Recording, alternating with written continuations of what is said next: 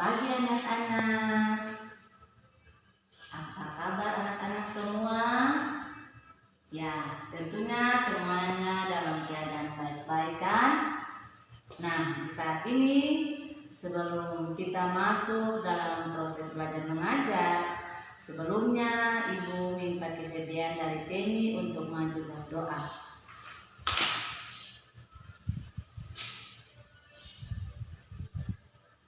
Ya, terima kasih Teni sudah bawa kita dalam doa. Nah, saat ini Ibu akan mengambil absen. Ketua kelas, apa semuanya hadir? Oke, baik. Karena memang hari ini semuanya hadir, puji Tuhan, semua dalam keadaan sehat.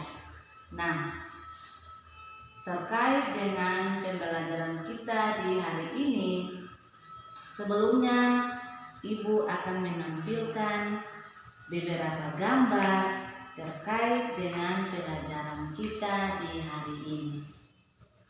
Ya, anak-anak bisa mengamati ya, bisa lihat gambar itu terkait dengan apa. Kemudian gambar yang satu lagi, silakan. Semua sudah bisa lihat? Oke. Sesuai dengan gambar yang anak-anak baru saja mengamati atau yang baru saja melihat, nah, Ibu ingin bertanya. Coba siapa yang bisa menjelaskan atau mengemukakan pendapat terkait dengan gambar yang diamati. Gambar yang diamati. Silahkan. Ya, Karin. Kemukakan pendapat terkait dengan gambar yang diamati. Terima kasih Karin. Mungkin ada yang lain lagi. Air. Baik sekali. Nah, terkait dengan jawaban-jawaban yang sudah boleh anak-anak sampaikan, maka pelajaran kita di hari ini dengan materi pokok adalah peran Allah dalam kehidupan keluarga. Peran Allah dalam kehidupan keluarga. Dengan 3 tujuan pembelajaran yang akan kita capai. Yang pertama adalah menjelaskan pengertian dan bentuk keluarga. Yang kedua, menguraikan fungsi keluarga. Dan yang ketiga, mengungkapkan peran Allah dalam kehidupan keluarga. Oke. Terkait dengan 3 tujuan yang akan kita capai di saat ini, berbicara terkait dengan keluarga, tentunya anak-anak sudah punya pemahaman apa itu keluarga. Mungkin ada yang bisa menjawab arti dari keluarga. Silakan Ipon. Ya, terima kasih Ipon atas jawaban yang sudah boleh disampaikan. Pengertian keluarga. Keluarga adalah kelompok atau persekutuan sosial yang paling kecil dalam masyarakat. Atau keluarga merupakan suatu persekutuan yang berawal dari 2 orang yang berbeda jenis kelamin dan dipersatukan dan diikatkan dalam suatu ikatan pernikahan. Nah, itu yang dinamakan keluarga. Jadi pengertian keluarga adalah suatu persekutuan sosial yang terkecil dalam masyarakat, atau suatu persekutuan yang dibangun antara 2 orang yang berbeda jenis kelamin dan diikatkan dalam suatu ikatan pernikahan. Itu yang dinamakan keluarga. Nah, anak-anak, keluarga dia terdiri dari dua bentuk.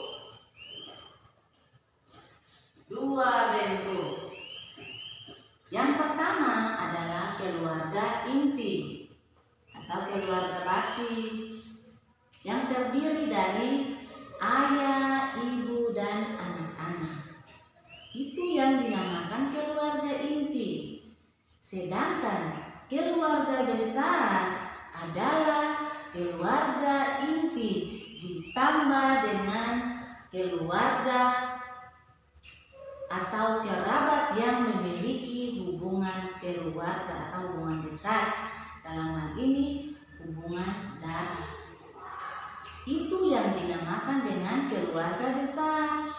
Nah, contohnya dalam kehidupan kita selaku orang Ambon, keluarga besar, misalnya tinggal dalam satu rumah, di dalamnya mama, bapak, anak-anak, kemudian ditambah juga dengan nenek, kakek, tante, om, dan yang lain-lain. Itu yang dinamakan dengan keluarga besar.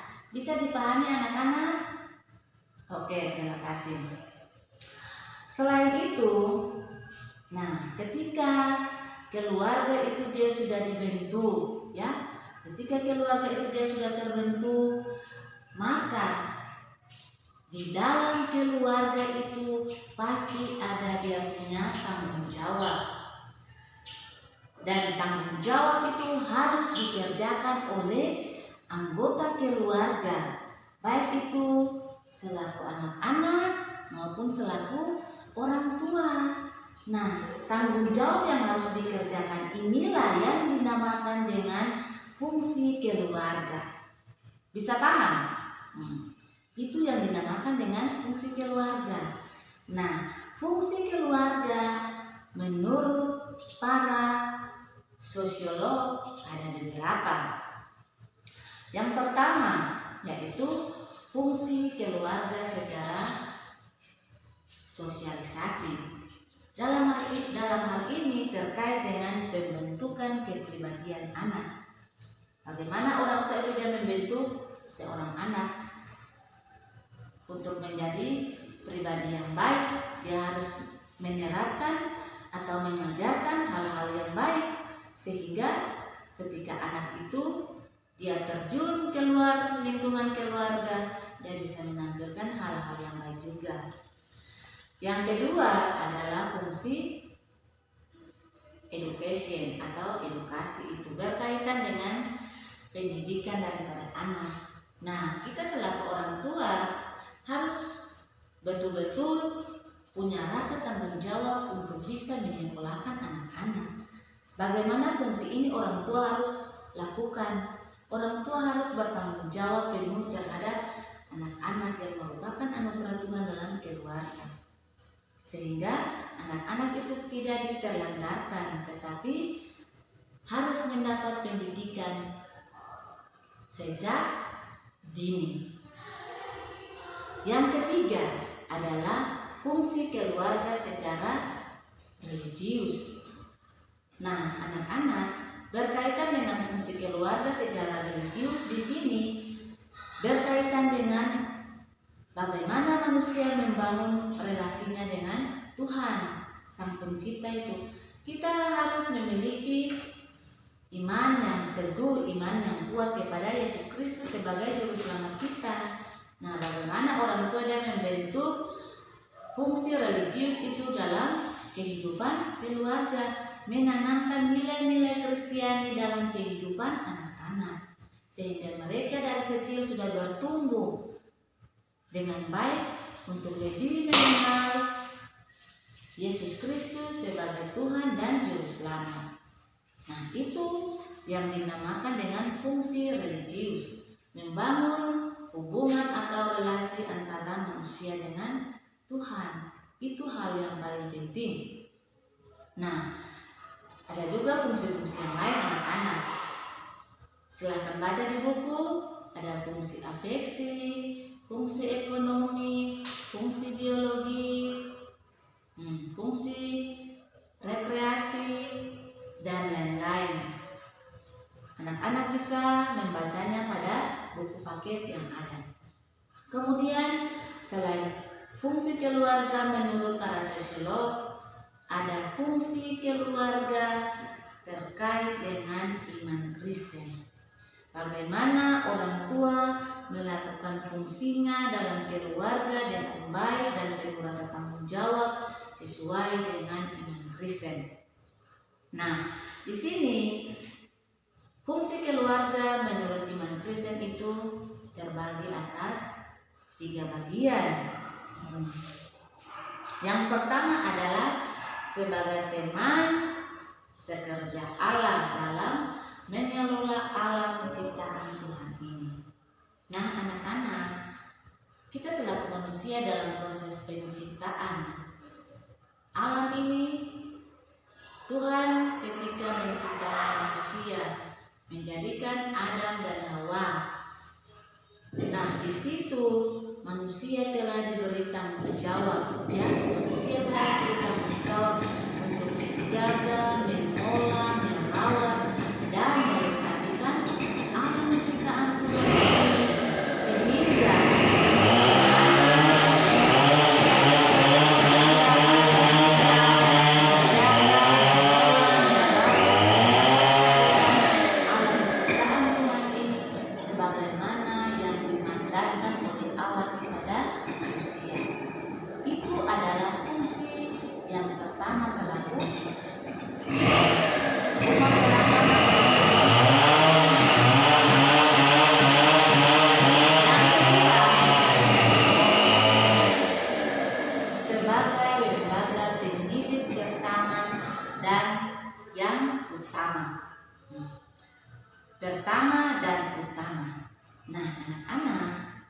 keluarga itu merupakan dasar atau awal pendidikan kita dapat. Apa yang orang tua ajarkan kepada kita, itulah pendidikan yang utama dan pertama sebelum anak-anak terjun ke dalam pendidikan formal yang saat ini anak-anak sementara geluti. Nah, tetapi sebelumnya itu dia berawal daripada keluarga. Selaku orang tua, dia punya tanggung jawab penuh dalam mendidik, mengasuh, membesarkan anak-anak. Nah, bagaimana dia punya tanggung jawab dalam mendidik? Di dalam Ulangan 6 ayat 7, di situ dikatakan bahwa selaku orang tua, dia menasihati anak-anak itu harus secara berulang-ulang. Baik itu saat dia beristirahat, saat dia bangun tidur, saat dia santai. Nah, disitulah waktu yang harus dia gunakan untuk menasihati anak-anaknya secara berulang-ulang supaya mereka mengingatnya dan mereka bisa melakukannya itu dalam kehidupan mereka. Itu adalah pesan daripada Tuhan.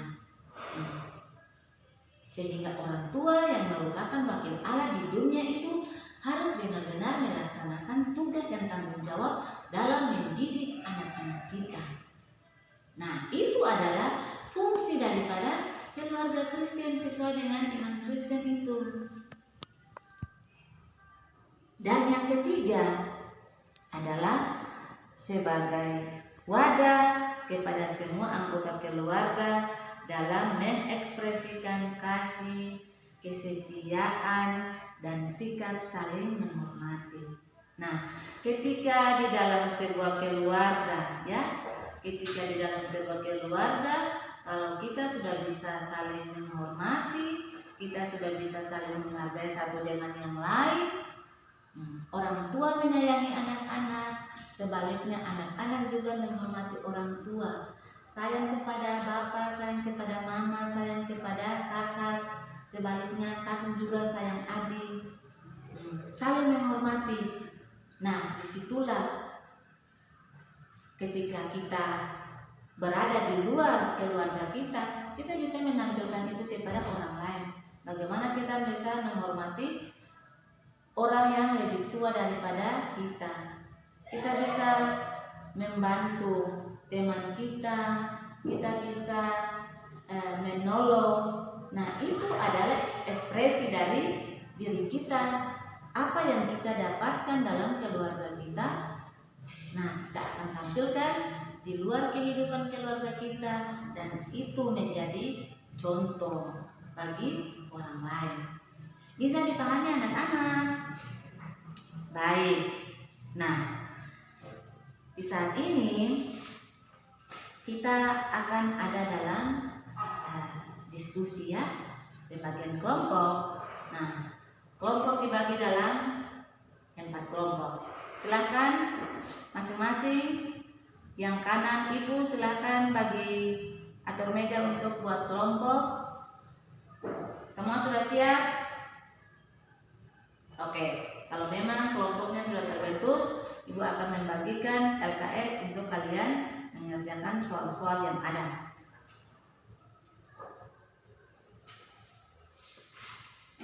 Sudah? Nah, silahkan kerja. Ibu berikan kesempatan 5 menit ya untuk menjawab soal-soal yang ada. Oke, selesai. Nah,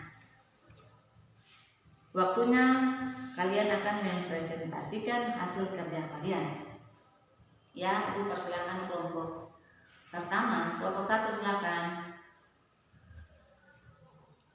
Baik sekali.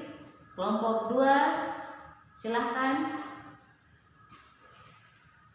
Oke, terima kasih kelompok 2. Kelompok 3. Kelompok yang terakhir, kelompok 4 silahkan. Oke, terima kasih semuanya. Kita boleh berikan aplaus atas pekerjaan yang baik daripada masing-masing kelompok. Ya, anak-anak, sesuai dengan hasil kerja kalian. Nah, di sini ibu ingin menambahkan sedikit terkait dengan soal yang kalian sudah bahas. Di situ bagaimana membentuk sebuah keluarga. Nah, sesuai dengan Kejadian 2 ayat 24, di situ dia bilang bahwa sebab itu seorang laki-laki akan meninggalkan ayah dan ibunya dan akan bersatu dengan istrinya, dan keduanya menjadi satu daging. Nah, ketika mereka telah dipersatukan dalam sebuah keluarga, nah di sini ada peran Allah dalam kehidupan keluarga. Nah, ketika seorang laki-laki dia telah meninggalkan, dia punya ayah dan ibu, ya, dia tinggal serumah dengan istrinya, dia bersatu, dia sudah bersatu dengan istrinya dan mereka menjadi satu daging. Nah, bagaimana peran Allah dalam kehidupan keluarga mereka? Dengan landasan Kejadian 2 ayat 24, maka selaku manusia, ketika kita sudah dipersatukan oleh Tuhan lewat pernikahan, itu lewat ikatan pernikahan, kita telah membentuk sebuah keluarga. Itu harus kita tahu bahwa, dan harus kita ingat bahwa apa yang telah dipersatukan Allah tidak bisa diceraikan oleh manusia, hanyalah maut. Nah, dari dasar inilah, maka ketika kita telah membentuk sebuah keluarga, otomatis kita harus mengundang Tuhan itu hadir dalam kehidupan keluarga kita. Tuhan yang akan berperan, yang akan berkuasa atas kehidupan keluarga kita yang telah kita bangun. Kita mengundang Tuhan hadir dalam kehidupan keluarga kita, sehingga ketika ada cobaan, ada tantangan, ada hambatan yang ingin mengganggu kehidupan keluarga kita, ketika Tuhan bersama-sama dengan kita, otomatis semuanya dapat diselesaikan dengan damai dan sukacita.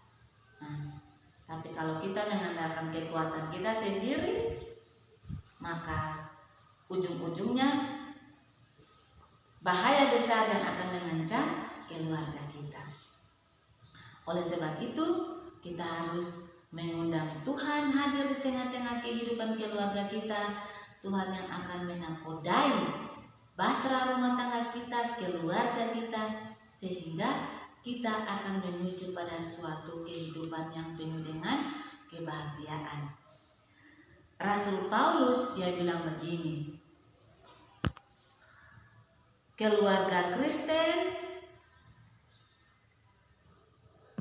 hidupnya harus menjadikan Kristus sebagai kepala keluarga. Nah, sesuai dengan apa yang dikatakan oleh Rasul Paulus dalam pertama Korintus 11 ayat 3. Dia katakan begini bahwa keluarga Kristen harus hidup dengan menjadikan Kristus sebagai kepala keluarga. Nah, yang tadi ini bilang, kita harus mengundang Tuhan itu hadir dalam kehidupan keluarga kita, sehingga segala cobaan, segala permasalahan yang kita hadapi itu Kristuslah yang akan berperkara dalam menyelesaikan semua persoalan yang kita hadapi. Bisa paham anak-anak? Oke, semuanya bisa mengerti apa yang Ibu sampaikan? Baik, semoga apa yang disampaikan itu benar-benar anak-anak bisa mengerti dan bisa memahaminya. Kalau tidak ada pertanyaan, sekarang Ibu akan memberikan kesimpulan, ya. Kesimpulan. Oke, kesimpulan yang pertama yaitu bahwa keluarga merupakan persekutuan sosial yang terkecil dalam kehidupan masyarakat.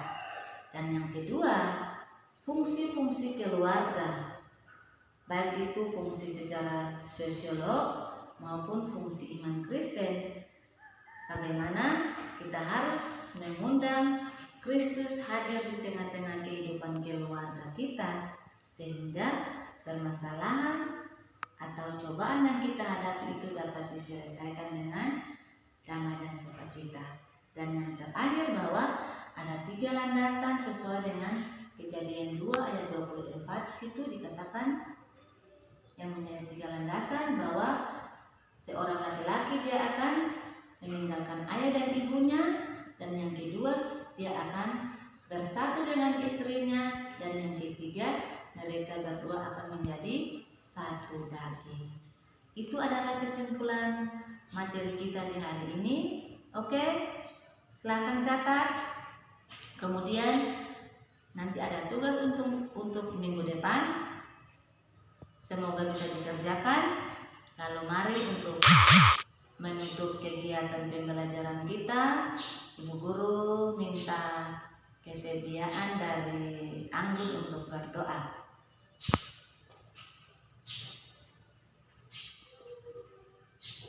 Oke, terima kasih Anggun.